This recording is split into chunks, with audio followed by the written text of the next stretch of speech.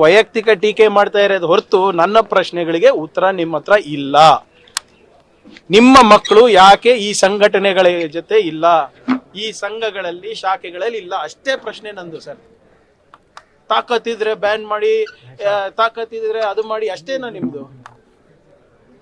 ನನ್ನ ಪ್ರಶ್ನೆಗೆ ಉತ್ತರ ಎಲ್ಲಿದೆ? ನಿಮ್ಮ ಮಕ್ಕಳೆಲ್ಲ ಯಾಕಿಲ್ಲ ಈ ಆಲೋಚನೆಯಲ್ಲಿ, ಈ ಶಾಖೆಗಳಲ್ಲಿ?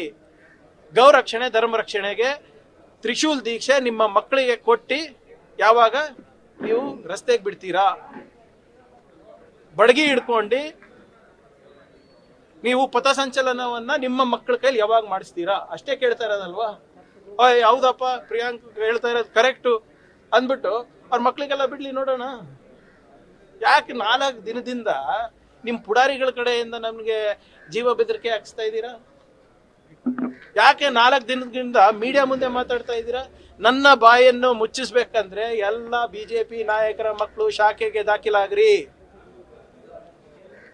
ಎಲ್ಲ ಬಿಜೆಪಿ ನಾಯಕರ ಮಕ್ಕಳು ಗೋರಕ್ಷಕರಾಗಿ, ಎಲ್ಲ ಬಿಜೆಪಿ ನಾಯಕರ ಮಕ್ಕಳು ಗಣವೇಶ ಧರಿಸಿ ಗೌಮೂತ್ರವನ್ನ ಪಬ್ಲಿಕ್ ಆಗಿ ಕುಡೀರಿ.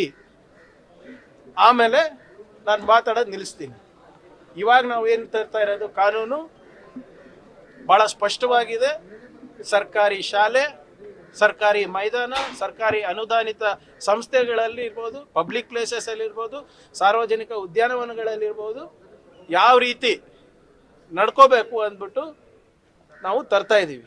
ಅದು ನಿಮಗೆ ಇಷ್ಟ ಇಲ್ಲ ಅಂದರೆ ಪಾಲನೆ ಮಾಡಬೇಡಿ, ಪಾಲನೆ ಮಾಡಿಲ್ಲ ಅಂದರೆ ಕಾನೂನು ಪ್ರಕಾರ ಏನು ಕ್ರಮ ತಗೋಬೇಕು ತಗೋತೀವಿ.